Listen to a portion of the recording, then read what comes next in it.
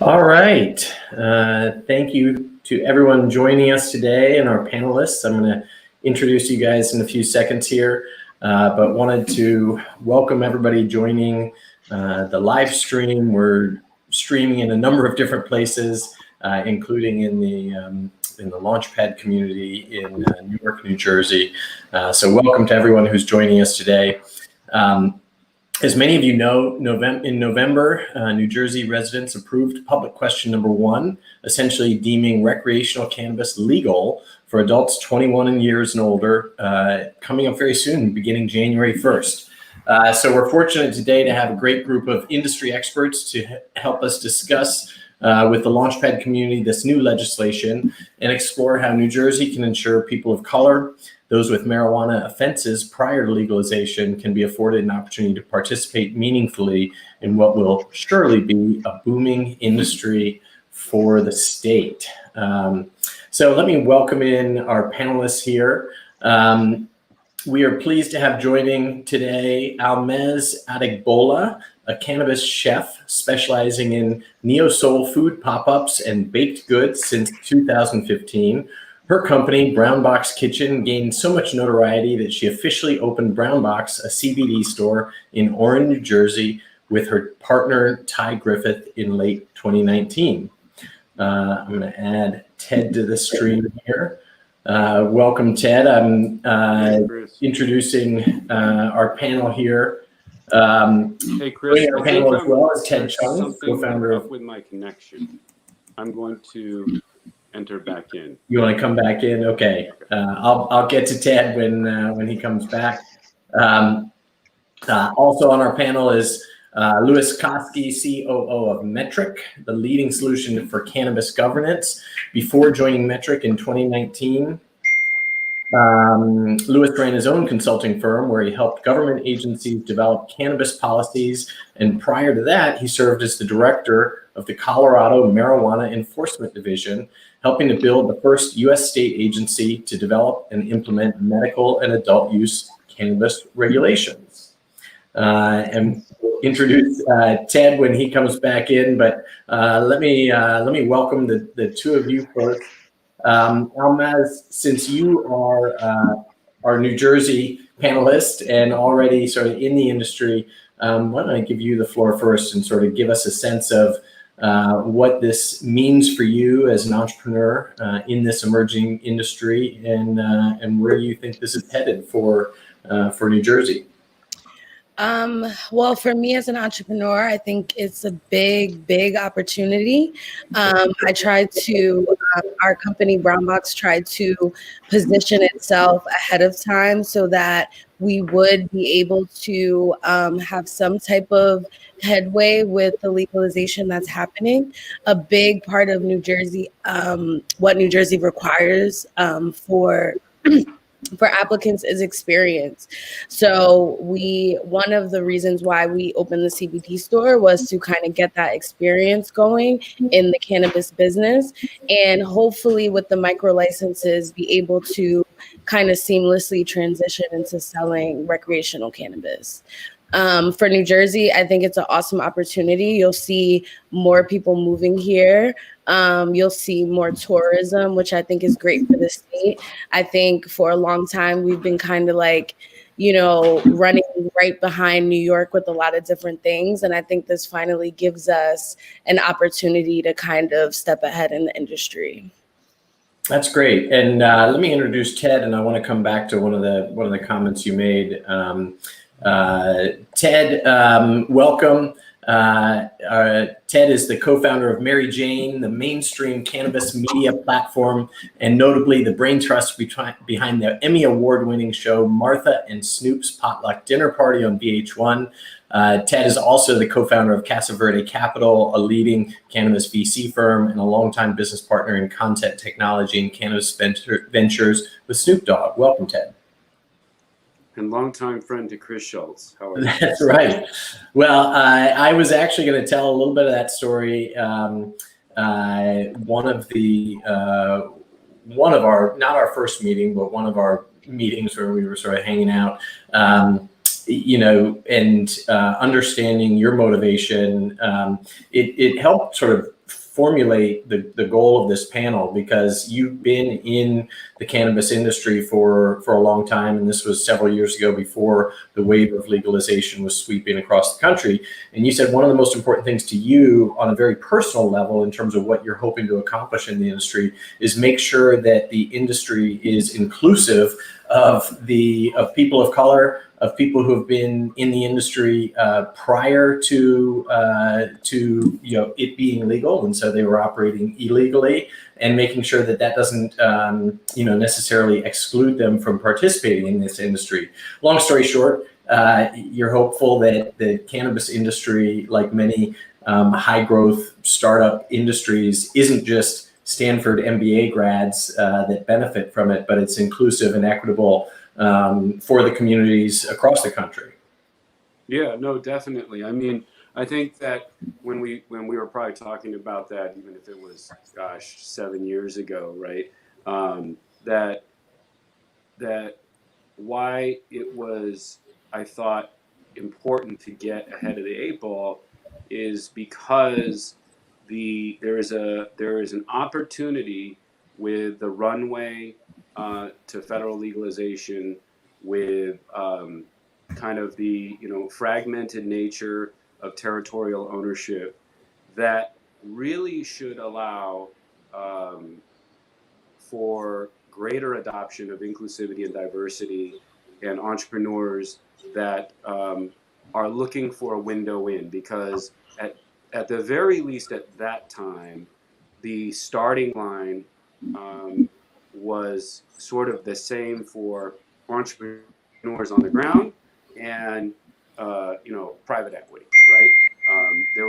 Everyone had different entry points, but I think that there was more of a level set, open field for all of us to run through and figure out kind of where the opportunity was. And Louis, I want to bring you in here. Obviously, this is a highly regulated industry. I'd like you to share with us a little bit about metric and the track and trace and sort of involvement in the industry. But because you've been involved in states as they've gone through this legalization process, I'm interested in you bringing in sort of your experience. New Jersey is not necessarily reinventing the wheel with the mission of sort of an equitable industry. So I'm curious what you've seen work, what maybe you've seen that hasn't worked as well, because this is sort of a blue sky, but coming very fast for New Jersey. So would like you to bring in sort of that perspective that you have. Thanks, Chris. I appreciate it. It's great to be on the panel with all of you. You mentioned earlier my background. So I come from a law enforcement background, regulator by trade, and was involved with Colorado back in the early days of legalization for Colorado as the director of the Marijuana Enforcement Division.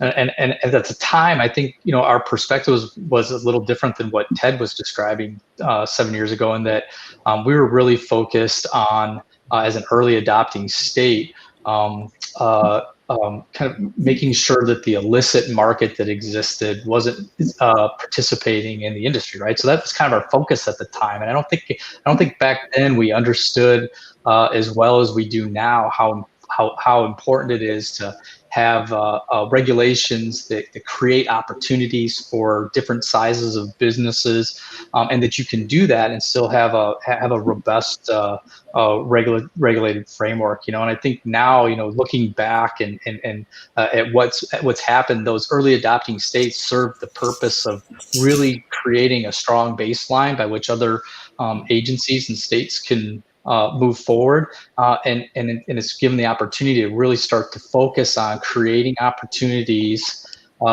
and reducing the barriers to entry, so that minority communities and lower income participants can get into the marketplace. And so what we have seen is every state has adopted basically like two tiers of public policy. You've got the broader public policy that is addressing these really important issues like social justice, restorative justice, possession limits. There's also public health and safety issues like working through the challenges with DUID and those kinds of things. And then you've got what I kind of refer to as the regulatory policy. And the regulatory policy is that bit that's going to be monitoring the licensees, making sure that they're in compliance with all the regulations. And what we've found is that it's important to have social justice, social equity, inclusiveness incorporated all across the boards, from that broader policy all the way down to the regulatory policy as well. And I think a couple ways that we've seen that happen is reducing the barriers to entry by addressing criminal convictions and not making them a bar to entry, creating equity application processes. And then there's kind of like the lesser known, kind of like maybe indirect in so much as that states have adopted public policy related to efficiency of reporting and efficiency of reporting compliance. And that's kind of where our company comes in, and that we kind of create a low-cost bridge for small businesses to be able to operate in a comprehensively regulated marketplace, while at the same time have efficient ways to be able to report to the regulator that they can demonstrate compliant activities. So to be able to really create that inclusive atmosphere, you have to make sure that there's inclusivity at all tiers of the public policy. Right. And I'm curious, I want to go back to, as you mentioned something that I want to bring out and make sure our audience hears. There is a component of the legislation that allows for what are called micro licenses. So my understanding is these are licenses for companies with 10 employees or less. It sounds like that would be, how you will establish your license. But can you talk a little bit more about this? Because I think that a natural point of entry, and I want to move on to other parts of the industry, but then a natural point of entry will be, running a dispensary, right? And that's what those micro licenses are for. So there will be definitely, as you're saying, the micro licenses for businesses that are operating 10 or fewer. And we want to make sure that that's just going off of the legislation that possibly will be voted on. I think that the legislation is still being worked on, but I think it'll be a great opportunity because it will be a lot more inexpensive to gain entry into the industry. Whereas right now, just to open a medical dispensary in New Jersey, they want to see at least $1 million or more in capital to do so. So I think that a lot of people should look at the micro licenses, and they should also look at, if you don't want to open a dispensary, if you don't even want to touch the flower, there's going to be a lot of other licenses that are going to be available, like consumption licenses. There's also going to be special transportation licenses. So as you know, you can't transfer cannabis across state lines. So if you can get one of those transportation licenses, your company will be able to transport cannabis. And there'll also be delivery services, a lot of different ways that you can get into the industry without opening a dispensary. And I feel like that's so important, and people should really understand that opening a dispensary is not the only way to have your hands in the industry.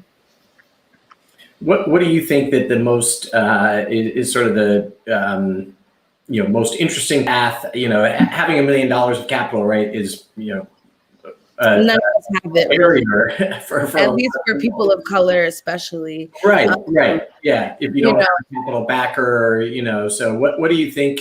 Do the micro licenses require that you do have the $1 million, or is the micro licenses? And that's the thing. I don't know I won't speak off the top of my head. I'm not sure how much they will be, but just looking at what other states have already done, I'm sure that they'll be a lot less inexpensive. Also, because we'll also be offering grow licenses in New Jersey, I believe that will give businesses the opportunity to open a dispensary without also having to open some of the other things that you need for the facility, such as a grow facility right now and things of that nature. Because right now in New Jersey, we don't even have grow farms. So all the dispensaries that are operating, as far as I know, they're growing their own flower as well. So I think that these smaller licenses will help to give people opportunity to be in different parts of the industry and not have to take on, because really that $1 million I feel is to open, you know, to have the front end and back end, to have the grow facility, to run the dispensary, to have all the regulation, as Lewis was saying. So I believe that once they break down each license, we'll know exactly what we need to do for them, and it'll probably be a lot less expensive, like 10 grand, 15 grand, of that nature. Right. Okay. Interesting. Ted, in your experience, and sort of along the lines of your sort of personal objective, with helping entrepreneurs and people of color in this industry, what have you seen sort of work? You and I are in California. You've been involved in other states, I'm sure, as an entry point for entrepreneurs, and you work with a wide spectrum of entrepreneurs. I'm sure you work with sort of smaller scale small businesses up to you also make VC investments. But what have you seen that you think would be interesting for entrepreneurs in New Jersey to consider in terms of a point of entry into the cannabis industry? I think that that what I like about an opportunity, if I was in the position of Almas, for example, would be the benefit of what Lewis went through in Colorado, what I've experienced in a few of the states here and in Canada, and to look at California as and how that sort of vertical chain has really evolved in many ways, right? And where is the real value proposition at the end of the day? I think comparing how the regulation and the requirements and social equity programs that exist in New Jersey, take a look at what's happening in Michigan, take a look at what's happening in Illinois, take a look at what's happening in California, and compare and contrast, know what's been set forth before, and how can you leverage that knowledge as to like where the entry point is in New Jersey. So for example, we've all talked about it in the space, but there were a lot of players out of necessity. And it's interesting to hear what you said on this about like dispensaries have to be backed by their own grows and cultivation sites because of all the other outstanding factors. And you get this immediate surge of like, I need to do this piece of the chain, this piece of the chain, this piece of the chain, and this piece of the chain. And that's where I think lessons were learned, right? It was out of, and so what happens there is that there is a reasonably intense capex required to fulfill and control that entire stack. Is that sustainable? Is something that I would highly encourage people in New Jersey, entrepreneurs of all sorts, to take a look at the anecdote and the case study in California and see if that will pan out that way, right? And where can you spend time owning a piece of that chain, much like Lewis and Metric, to say like, this is where we reside and this is our domain of authority. Now that may not mean, $100,000 a month in sales out of a retail storefront, but really, what's the long-term goal of that? Is that you want to open a store? I mean, there are other things and other products you could probably open stores around and retail storefronts that that would be potentially more profitable, right? And maybe more of an end game. I think there's a lot of excitement whenever this happens in a state. And I think the question is, okay, where's the real value proposition at, right? So one of the things that I look at when I look at the history of what's happened across the country and these other territories internationally is, and I know that, Chris, that I'm a staunch believer in this as far as, on the front end side, not on the back end necessarily, is brands. I think brands are about to be the brands and then the infrastructure components, right? I'm talking about back end. I'm talking about metric. I'm talking about, these spaces, technology and brands are going to be the sustainable and opportunity sectors for young entrepreneurs. And I think that when it's just history repeating itself, when everyone's rushing to go create the vertical stack. And I'm not saying you're not gonna see some winners. And if you have got a lot of capital resource, there is a game to play there. But I think that creating and owning a brand that speaks very clearly to a specific audience is going to be quite valuable over the next 2 years. And Ted, that's interesting because the brand, creating a meaningful brand, while there's a lot of areas of expanding a brand that require extensive amounts of capital. The sort of the original idea and brand essence is really, it's about connecting with an audience. It's about connecting with consumers. So it doesn't actually require that much capital initially. But brand growth does. How have you seen sort of acquisitions? I mean, I could see some early stage entrepreneurs creating some very interesting brands. Newark, where we are, has a deep culture, an authentic culture. You could see Almez or others, creating a very interesting brands that would end up, being acquired or maybe invested in for growth. What's the trajectory once you're able to establish a brand like that? Well, I'm sorry, was that for me? Yeah, Ted, and then we can sort of roundtable on the panel. I'm curious just in response to your question. I think there's a lot of interesting case study to look out there, because I would, again, and I say this to all the young entrepreneurs, and I wish someone had told me this earlier in life, right? Is to whenever you pursue whatever piece of the puzzle you're trying to occupy, and when I say a brand, I want to be clear.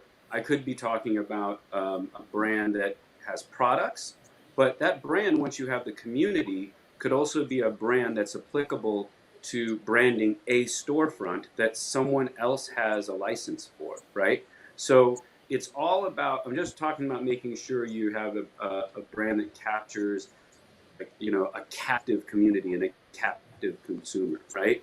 I think that there's quite a few anecdotes around, and especially if you look in Canada, the way that the market is going to inevitably have excitement, fervor, appetite for acquisition as things, as more states come on board and as impending federal legalization occurs, that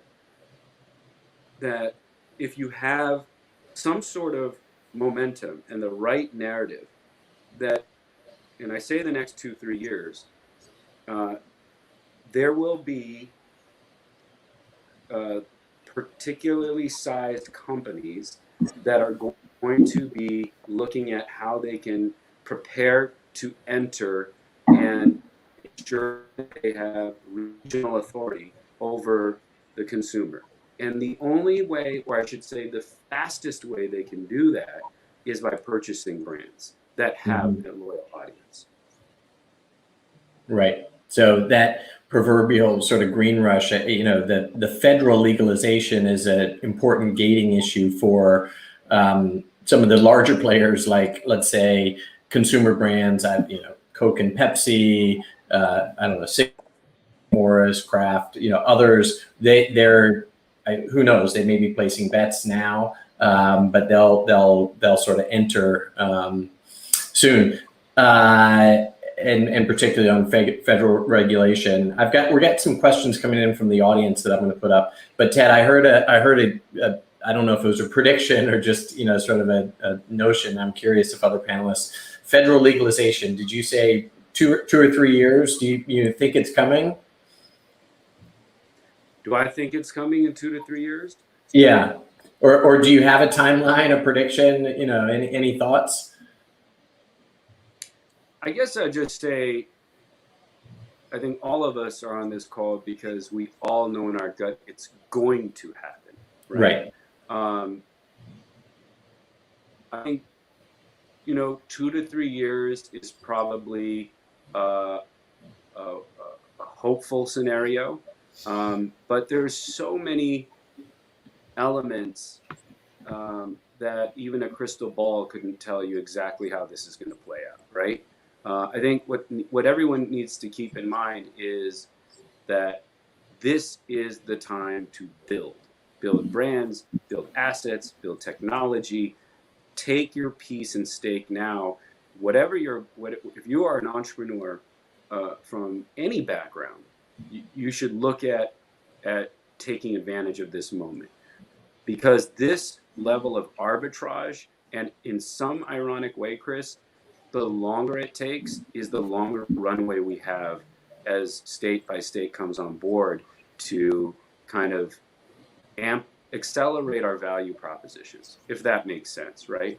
Because once you have big alcohol or big tobacco or large institutional capital come in, I saw it happen in Canada in front of my eyes. It's just it changes the area of arbitrage, and I would recommend for an entrepreneur or for anyone who happens to be watching, take a look at a company called Tokyo Smoke, and that was acquired by Canopy, and kind of, I think there's a lot of learnings there. Interesting. Tokyo Smoke. We'll Ariel, maybe you can grab the website and we'll put that on the screen for people. I want to direct the next question. This is coming from the audience watching. First to Louis and then Almez. I'm curious because I think you'll have two different perspectives on it. We've got a question here that are what are the barriers to entry in the industry? And Louis, I'm curious about your perspective, and I know regulatory environment, this is a highly regulated industry. What's a starting point in terms of barriers to entry into this industry in New Jersey?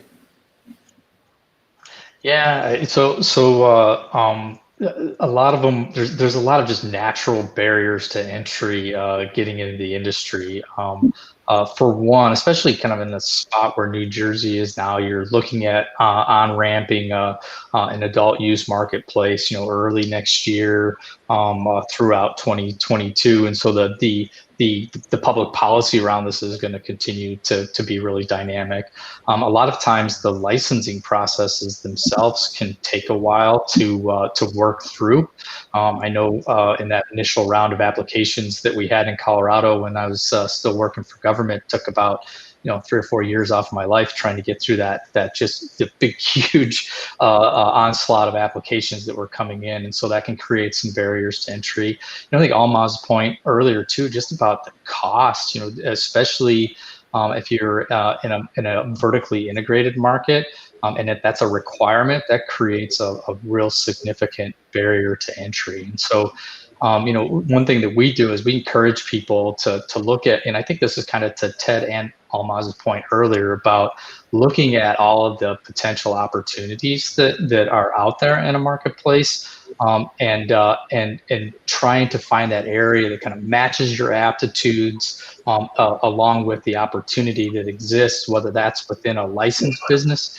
But we mentioned a couple of times how Metric kind of lives on the outskirts of the licensee entities, and we work typically just for government, but we're one of those ancillary businesses. And our key to success in the marketplace has been focusing on seed to sale tracking and doing it very well. And so as you're looking at all these opportunities that we've been talking about, the ones that are both on the licensee side, but also all of the opportunities that are out there for ancillary businesses to do some really good work to support the industry. Because even though we're down the road quite a bit and there's been a lot of best practices established in the absence of federal legalization, what we know is that there's still a lot of big service companies that are still not participating.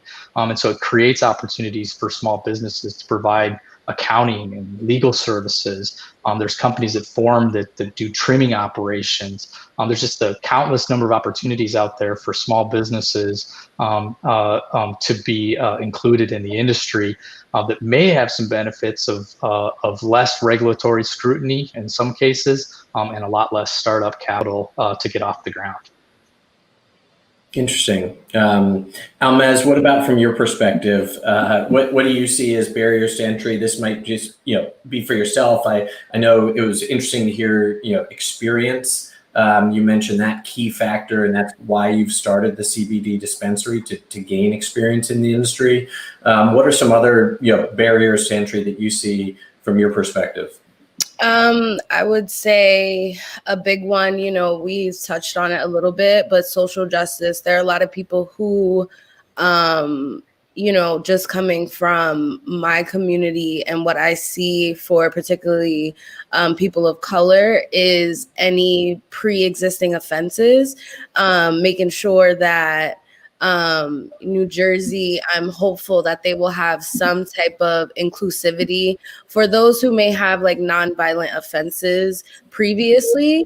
And they hopefully may also look at it as experience, because a lot of these people do have a lot of experience already in the industry that could help bring it forward. You know what I mean? So just that social justice aspect is a big barrier to entry. And I think that overall, it's me going into the CBD and also doing cannabis food. I think that overall, the biggest thing is we keep touching on ancillary businesses. Just don't my biggest advice is just not to look at the usual suspects, as Ted said, and as Lewis said, it's really about looking at all the different ways that you can provide, because, it may seem like a great thing. I opened a dispensary and everything like that, but being someone who's in the industry and having even a CBD dispensary, there are a lot of services that I wish were out there specifically for us. Even, for example, what are some of those, just to give an audience some ideas? What would be helpful for you? Well, a big one, for example, is I wish that there were more credit card processors to even let people process cannabis, because it's illegal right now on the federal level. A lot of banks still don't recognize marijuana businesses as legitimate businesses. So there are a lot of loopholes that people have to go through to open up their business. And then even when they open it, they might have to be cash only in a time of a pandemic and COVID where, marijuana may be essential business, but people are having a hard time getting it. You know what I mean? So there's one company, Square, that we use, and it works great. They have a CBD early access program. And I wish a lot of other companies and startup companies looked at that market, the big financial market of accepting cannabis payments, because if they can make it happen, they would make a lot of money, and you don't even have to touch the flower or anything. Ted, any recommendations? Are you aware of any companies that you can process credit card transactions through right now? Yeah, I mean, that's there are many answers into that, right? Part of it again is how you set up your business. That can afford you flexibility as to how you position, what your core business is and how it operates. Again, not just I could go into this for hours, but again, that's why I'm a strong believer in brands, right? If that makes sense. And from a banking standpoint, it continues to be an issue for small businesses. In California, you've seen credit unions take on a lot of the financial transaction availability, but that ends up becoming they can only take on so much, And so it does leave the small businesses with, options like Square, depending on what type of products you're carrying, and still a lot of cash getting moved around, right? So something we definitely have to solve for, but I would highly recommend anyone getting into the space to carefully and discuss any cannabis attorney worth their weight would be able to advise on maybe some structural ways that would allow you to enter into other credit card programs. I want to go to a question here from the audience, and I think I missed a question earlier. We'll come back to that. But what are some of the tech aspects to the cannabis industry? If you're a startup, maybe you're a startup at Launchpad in New Jersey, are there opportunities that you see, from a tech perspective in cannabis right now? I'll throw that out. Anybody who wants to jump in on that has some ideas. Sure, I'll jump in there. I think I mentioned earlier that there still tends to be a deficit of services for licensed businesses. We've seen a number of tech companies. I mean, Metric is a SaaS company that's been really successful in this space, but there's been a number of other businesses like point of sale companies. We've seen companies that are focused on like ERP or inventory management controls that are more of kind of like the business management side rather than the regulatory compliance side of things. And many of those businesses have become multi-state operators. We know this because there's over, I think last time we counted, there were about 1,200 different companies that had integrated into Metric in the various states that we currently operate in, which is 15 states and DC, to kind of put that into perspective. So I think tech continues to be in demand. I think especially when you can help to solve for some of the outstanding problems, whether it's helping to solve for some of the lack of financial services, helping with identifying compliance and risk to businesses. There continues to be opportunities in some of those areas that I think are still pretty wide open, and especially in a new market like New Jersey, where it's going to be expanding into adult use. All right, I'm curious, Almaz. You touched on the point that I thought was interesting, and I'm going to put up a quote here from Governor Murphy. This was you were talking about aspects of the industry like transportation and delivery. This is related to tourism. New Jersey really is part of obviously a metro region adjacent to New York and Manhattan. My understanding, correct me if I'm wrong, is that marijuana will be legal for purchase by anyone 21 years or older. You don't necessarily have to be a state resident. I'm curious, Almaz, if you see interesting opportunities from a tourism perspective.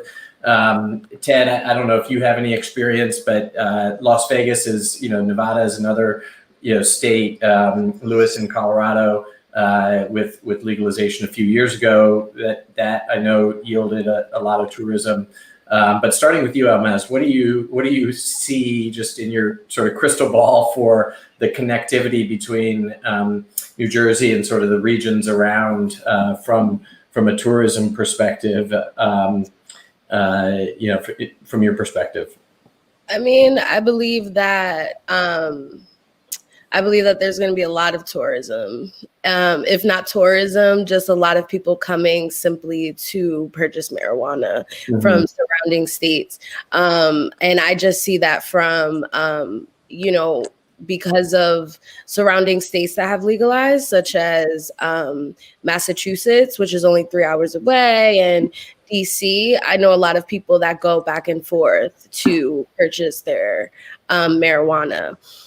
So I think that the same thing is going to happen for New Jersey. And as there are business opportunities and financial opportunities, you will always see an influx of people moving here. And I feel that New Jersey has already been preparing for that, just because our housing, even though it's super expensive, is still a little cheaper than it is to live in New York. So just because of that gentrifying aspect already, people have already been moving here. And, you know, anybody that can just open their eyes and see, can see that once a lot more dispensaries start opening up, a lot more businesses, people will have to move here for whatever reason surrounding cannabis. And I think that it can only make the state greater.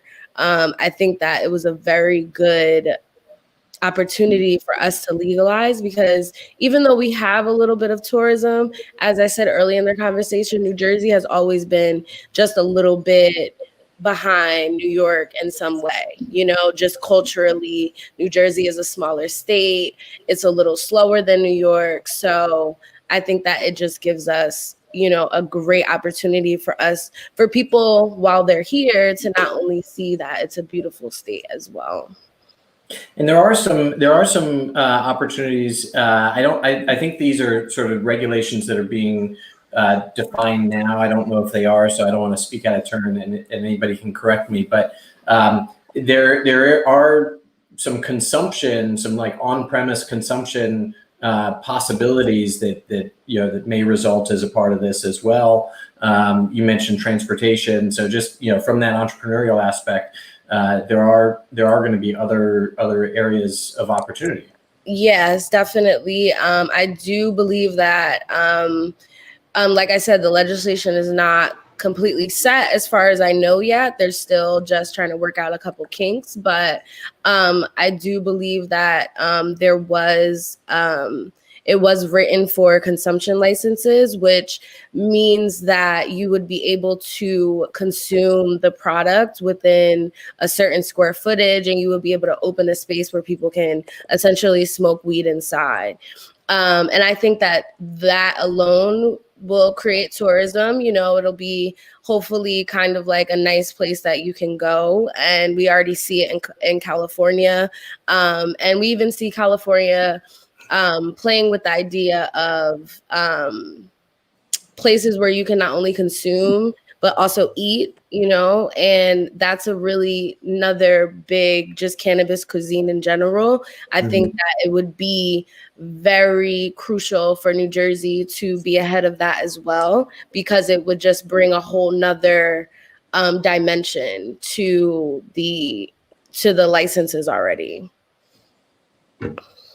Interesting.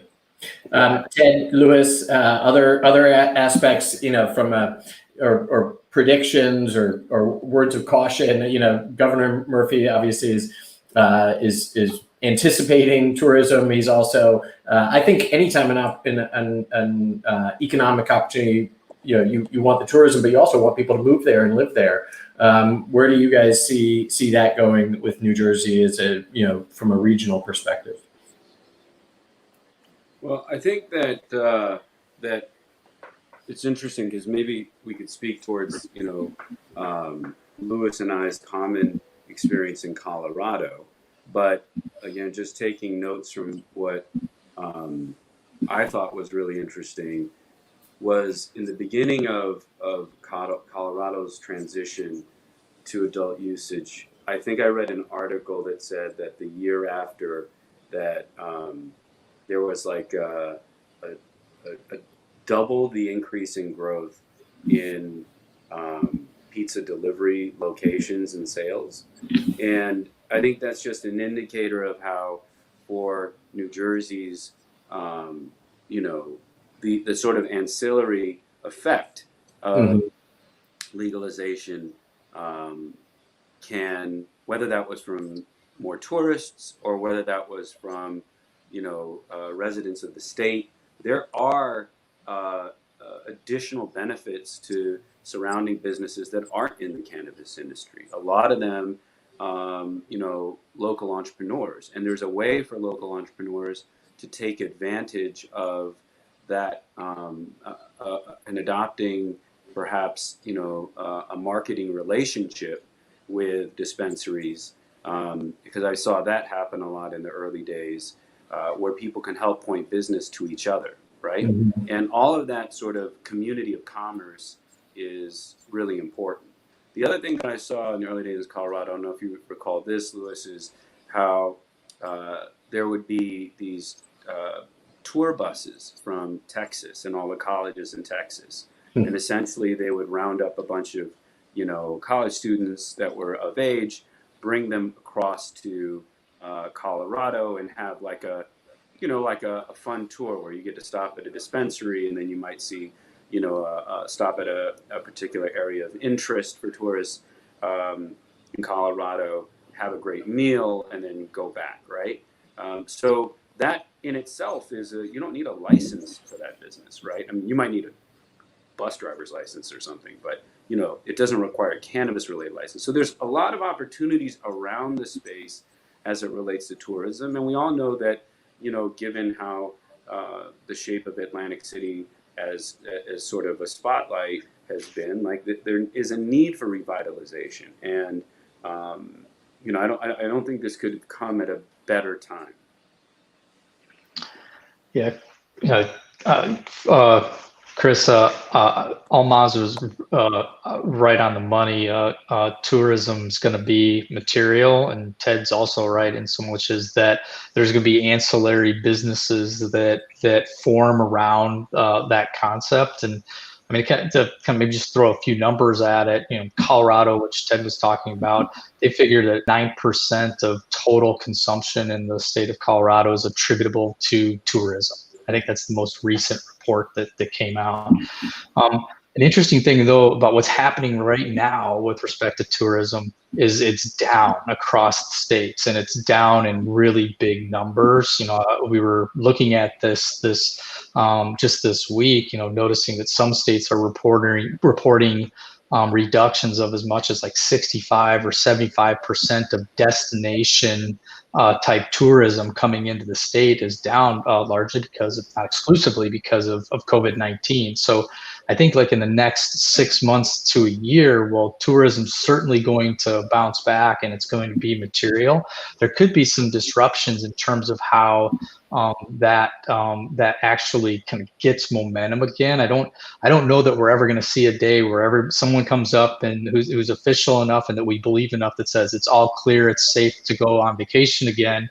And because that's probably not going to happen, the amount of tourism that is impacting the total amount of sales in a given state is going to be really determined on how long it takes for us to get really cleanly to the other side of COVID-19, which means we're down to zero new cases across the country and maybe even internationally before people start to feel comfortable traveling again.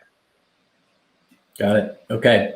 All right. I've got a quick hit question. I'm curious that I'm going to put up from the audience, and then I do have one kind of wrap up question that'll bring back to sort of the equity in cannabis that we're sort of here to discuss. But this is, I'm just curious from an audience member, from our consumer standpoint, what does happen to price of cannabis when it is legalized?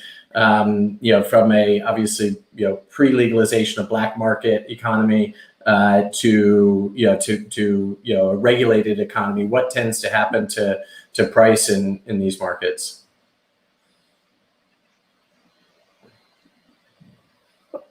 My experience is it goes down, right? Because you have more participants in the marketplace. They're producing more supply, and the price tends to go down, and that's something that everybody needs to keep in mind. Again, I always tend to think of it from the government action side of things, and of course, if you're counting on prices to stay high as a government official, and you're planning your tax off that, if prices really start to go low, the amount of revenue you expected to get goes down with it. But short answer is my experience is that it goes down and then kind of stabilizes and then starts creeping back up over time. Interesting. Okay, and then that probably covers that. That makes sense, from an economics perspective, with more supply and legal supply in the market. So I'd like each of your reaction. Can I add something to that? Sure, Ted. Yeah, go ahead.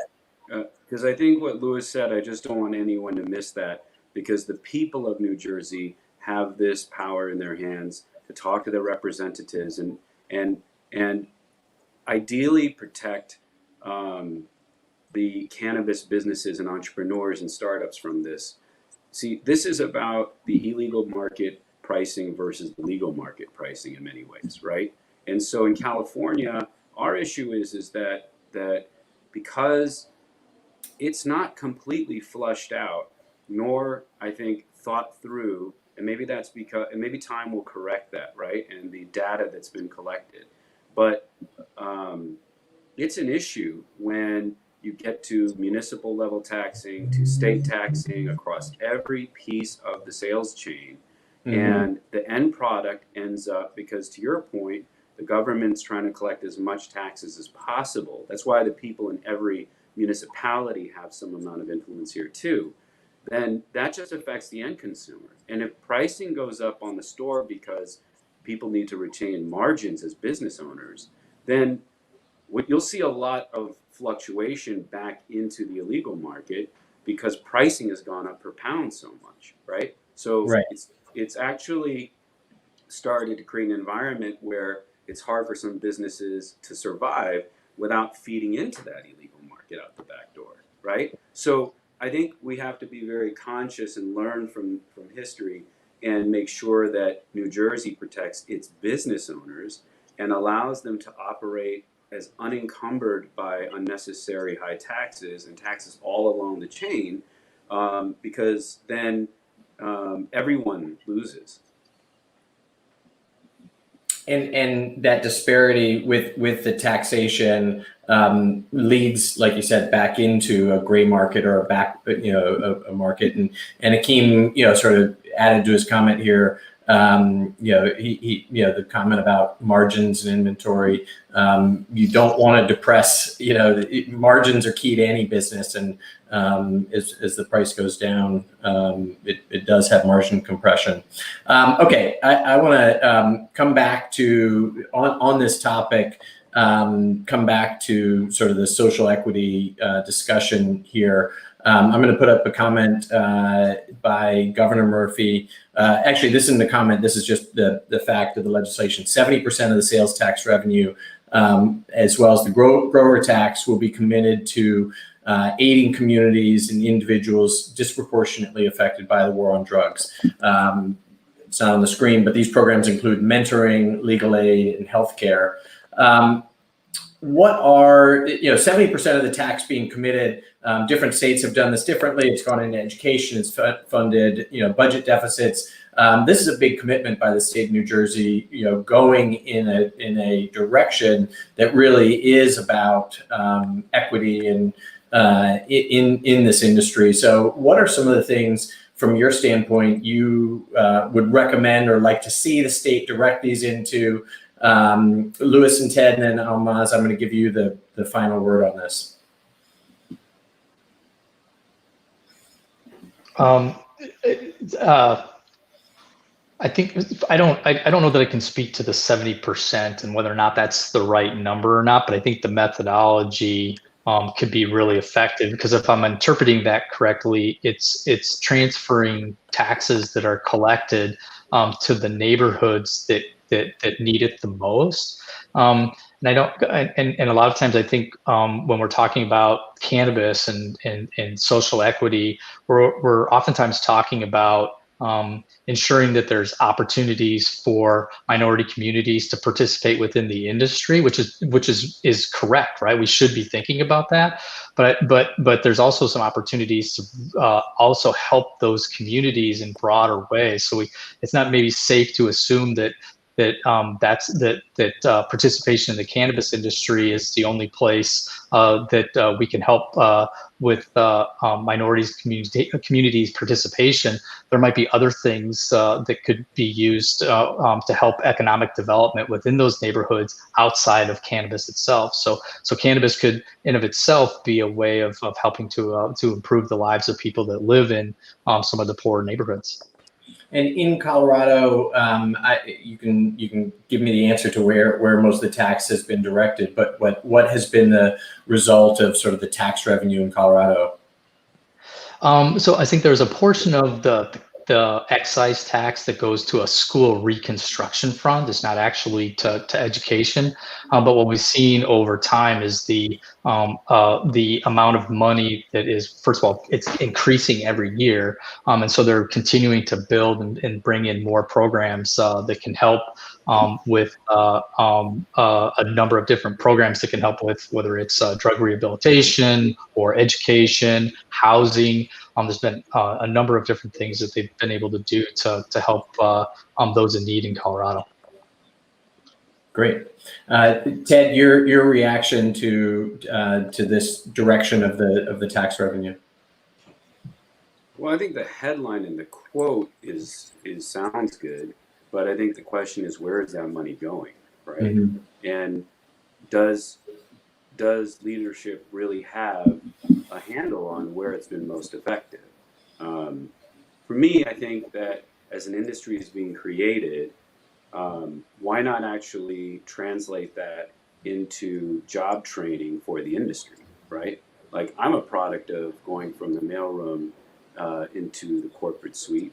Like, that's another path to provide, economic wealth, is get people in the industry, right? I've always thought there'd be real value in, just like there's job training programs for other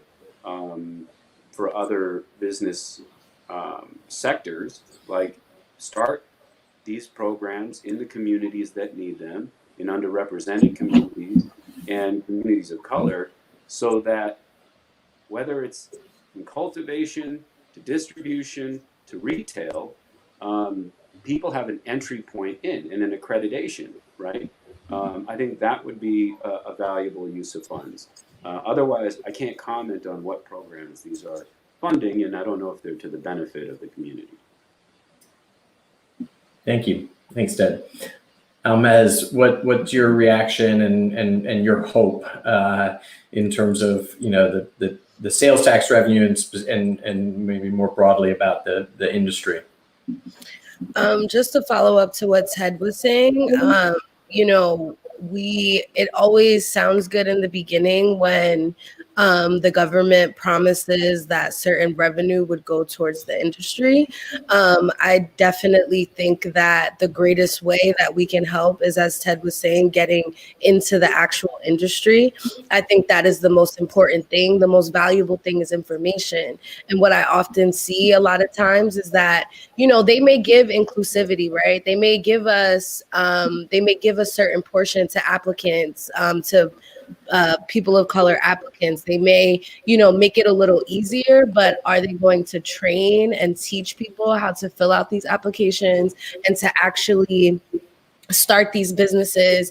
And even teaching, like Ted was saying, any type of job training that could be given is the most important thing, because that is the only, I believe that experience is really the greatest teacher. And if not the job training, then making sure that there are, if they're going to give expungements and social justice aspects like that, that make sure people know how to actually follow up with it and actually be able to have lawyers or public defenders available to carry out these expungements and, to help with some of those barriers that will, hurt people in the end when it comes time to actually apply. Like right now, it's like a very gray area about what is going to be, what's not going to be, what's going to be available. So, we don't want to be running around trying to figure it out while other people already have the information and they're well on their way to starting their business. Right. Okay. Well, we've had the hour has flown by. I want to thank each of you, Louis, Ted, Almez, for joining us today. Thanks to everybody tuning in at Launchpad and beyond. And This is an exciting time in New Jersey. It's coming at us fast. January 1st will be legalization. Wish you each the best of the luck, and hope to connect again soon. And thanks so much for joining us today, folks.